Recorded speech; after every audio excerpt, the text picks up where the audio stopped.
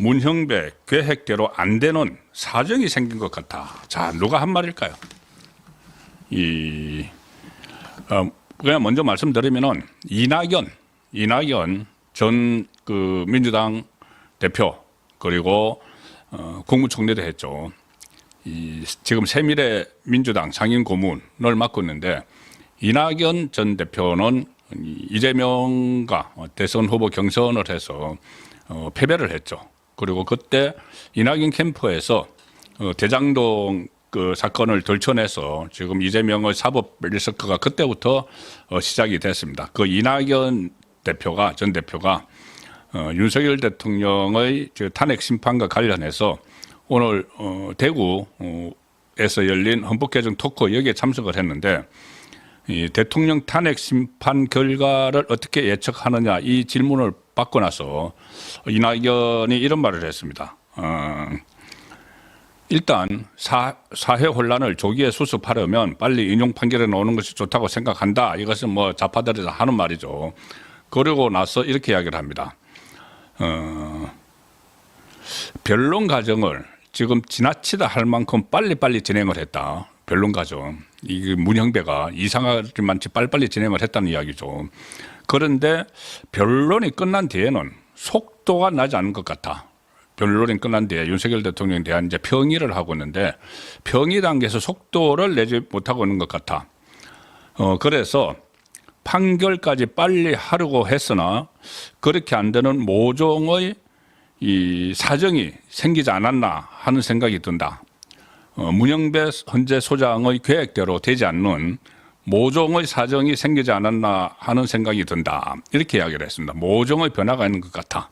헌법재판소 내부에 문형배의 뜻대로 되지 않는 문형배는 이재명과 이 커넥션을 가지고 있으니까 처음에는 이재명의 뜻에 맞춰서 지금 하고 있었는데 뭔가 모종의 사정이 생긴 것 같아. 이 말을 한 사람이 바로 같은 좌파 진영 안에 있는 이낙연입니다. 이낙연 전 대표는 뭐 그래도 국무총리까지 지냈고 뭐 좌파 안에서 여러 가지 정보도 가지고 있고 그렇죠.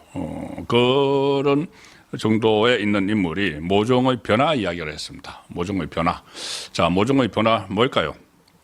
일단 이 지기현 효과, 저는 지기현 효과라고 부르고 싶은데 지기현 법원 부장판사가 윤석열 대통령 구속 취소를 하면서 딱 화두를 던진 절차적 정의 문제 그리고 절차적 정당성 이 문제를 제기를 했죠. 그래서 구속 취소까지 했고 이것 때문에 문형배 입장에서는 이 후배 판사가 됩니다. 그 지기현 후배 판사인데 후배 판사에게 크게 뭐 한 방 얻어맞은 그런 상황이 돼서 완전히 지금 주춤하는 그 상황으로 지금 보입니다. 안에 여러 가지 복잡한 사정이 있지만 어쨌든 속전속결로 해서 인용적으로 막 몰아가던 답은 정해놨다. 그 이야기가 처음부터 나왔죠. 답 정해놓고 막 하다가 지금은 지기현에게 한 대 얻어맞고 그냥 주춤하고 두리번거리고 다시 한번 이게 찾아봐야 되고 이런 상황이고 또 하나는 이 변론 과정은 지나치다 할 만큼 빨리빨리 진행됐다. 이낙연도 그렇게 이야기를 하죠. 박근혜 전 대통령도 17차까지 했는데 11차에 끝내버렸죠. 끝나고 평의도 빨리 해서 끝내버리려고 했는데 두 가지 변수가 생긴 걸로 파악이 됩니다. 하나는 말씀드린 지기현 변수, 절차적 정당성. 또 하나가 뭐냐면 정형식 변수입니다. 지기현 변수와 정형식 변수. 정형식 그 재판관이 주심 재판관이죠. 문형배는 변론을 할 때는 재판장이었지만 변론이 11차까지 끝나고 지금 평의 8명의 헌법재판관들이 서로 쟁점을 놓고 이야기를 하는 이 평의 과정에서는 문형배는 거기서 주제를 안 합니다. 그냥 8명 중에 1명일 뿐이고 그 평의 주제는 정형식 주심 재판관이 하죠. 주심 재판관이 평의를 주제를 하면서 정형식 재판관은 그 윤석열 대통령이 추천을 해서 임명한 인물이죠. 그래서 우파 쪽의 가치를 지키는 재판관이다. 그래서 문형배가 주도하던 변론은 손살같이 달려왔지만 결국 정형식 주심이 맡고 있는 평의에서 이 절차적 정당성에 대해서 다시 검토를 하고 이 작업을 거치다 보니까 모종의 변화가 생겨버렸다. 무정의 사정이 있다는 것이 뭐 많은 사람의 분석이기도 하지만 이낙연 전 대표도 그런 쪽에 지금 이 분석을 하고 있는 것, 뭐 어떤 뭐 정보를 들어서 하는 이야기인지는 모르겠지만 이 안에 뭔가 있다. 현재 안에서 뭔가 생겼다. 이런 것은 다 공감대를 형성을 하고 있습니다. 그 오늘도 윤석열 대통령에 대한 이 어떤 뭐 선고 날짜가 지정이 되지 않고 있는 이런 것은 원래 지난주 뭐 목요일, 금요일 이야기가 나왔죠. 그런데 헌재에서 지금 아무런 설명도 없습니다. 설명도 없이 이렇게 뒤로 늦춰지는 것은 큰 상황 변화가 생겼다는 것이고 그 큰 상황 변화는 결국은 윤석열 대통령에게 유리한 쪽으로 가는, 그러니까 인용, 기각, 여기서 제3의 선택지, 각하라는 선택지가 생겨서 그쪽으로 결론이 날 가능성이 상당히 높다고 보입니다. 그래서 이 상황에서 지금 이재명은 갑자기 그 전에 이제 역할 분담을 하는 것 같습니다. 박찬대는 그 마은혁, 극자파인 마은혁을 어쨌든 투입시켜서 인용에 필요한 6명을 만들기 위해서 마은혁을 임명하지 않는 최상목 대통령 권한대행에게 지금 탄핵 협박을 또 했습니다. 잠시 후에 전해드릴 텐데 아마 최상목 대행도 탄핵이 될 가능성이 지금 상당히 높아졌습니다. 오늘 기류가 완전히 변했습니다. 그 부분에 잠시 후에 설명을 드리고 그 박찬대는 최상목 대행을 막 협박을 하고 압박을 하는데, 자 이재명은 오히려 헌재 본인의 연수원 동기, 그래서 끈끈한 좌파 커넥션을 맺고 있다는 문영배가 이끄는 헌재를 막 공격을 합니다. 오늘 제가 혼술 시간에 전해드렸는데 그 이후에도 지금 헌재를 집중적으로 공격을 합니다. 그 전에는 이재명이 그런 이야기를 했죠. 헌재를 압박하는 것은, 그러니까 국민의힘 의원들이 헌재 그 앞에서 이렇게 탄핵 반대 집회를 하고 하는 것을 가지고 이재명이 맹비난을 했습니다. 불과 한 5, 6일 전에, 5, 6일 전까지만 해도 헌재 압박하지 마라. 이 헌법 기관을 그 침탈하는 것이다. 헌재 앞에서 이렇게 국민의힘 국회의원들이 이 시위 집회하는 것을 헌법 기관을 침탈하는 것이다. 이렇게 공격을 했죠. 국민의힘 의원들을 공격을 했죠. 그런데 지금은 오히려 헌재를 때리고 있습니다. 헌재 가는 곳마다 지금 오늘 하루 종일 헌재를 공격을 합니다. 처음에 페이스북에 글을 올려서 헌재 선고가 납득할 만한 이유 없이 지연되고 있다. 그래서 많은 국민이 잠들지 못하고 있다. 그렇죠. 잠들지 못하고 있다. 어쨌든 그렇게 하면서 헌재 탓이다는 이야기를 합니다. 무슨 뭐 해외에서도 뭐 혼란상을 불안한 시선으로 바라보고 성장률도 폭락하고 있다. 뭐 그 근거도 없이 막 이렇게 이야기를 합니다. 그러면서 결국 이런 상황을 지금 만들고 있는 것은 헌법재판소다. 자기에게 그토록 우호적인 자기가 그렇게 탄핵권을 막 남발을 했어도 탄핵권 남용 아니다 이렇게까지 해준, 그리고 처음에 이재명 문형배의 커넥션에 따라서 이 내란 혐의, 형법상의 내란죄도 탄핵 소추 안에 들어 있었는데 국회에 통과시킬 때 그것도 서로 빼자. 아마 내통을 해서 빨리 변론을 빨리 끝내기 위해서 그거는 빼자. 이렇게 내통 의혹이 여전히 있죠. 그 내통 의혹이 있는 문형배를 지금 공격을 하고 있는 겁니다. 자, 그 안에서 아마 이제 절차적 정당성 이 문제로 정영식 주심 재판관과 문형배 그 소장 권한 대행이 둘이 지금 아마 부딪혀 있는 그런 상황인 걸로 많이 예측이 됩니다. 그 상황에서 문형배가 왜 또 좀 더 빨리, 좀 더 강하게 밀어붙이지 못하느냐. 그것 가지고 헌재를 지금 계속 공격을 하는 것이죠. 아니면은 헌재 전체, 그러니까 정형식 뭐 주심에 대해서도 이야기를 하지만 결국은 거기 책임자는 소장 권한 대행이니까 문형배를 갑자기 때린다. 이렇게 볼 수가 있는 겁니다. 이런 말을 합니다. 헌재가 박성재 법무장관 탄핵 심판 변론까지 시작을 하면서 오늘 했습니다. 한 차례로 끝내버렸습니다. 대통령 탄핵 심판 선고를 놓치고 있는 것을 어느 국민이 납득할지 의문이다. 뭐 이렇게 하면서 대통령 탄핵 최우선 심리를 말하던 헌재가 다른 사건 심리까지 시작하면서 선고를 지연하는 것은 이해가 안 된다. 이렇게 헌재 보고 공격을 합니다. 그 전에 그렇게 이야기했죠. 헌재가 많은 그 탄핵 소추안을 무더기로 했기 때문에 13건이 헌재로 다 가 있었죠.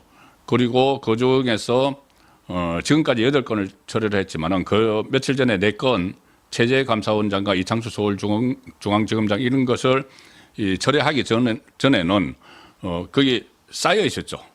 그 탄핵 선고를 할 게 쌓여 있었는데 선고를 안 하고 그 심지어 그 한덕수 국무총리도 선고를 안 하고 모든 것은 뒤로 다 젖혀놓고 윤석열 대통령 거면 먼저 하겠다고 헌재가 이야기를 했었습니다.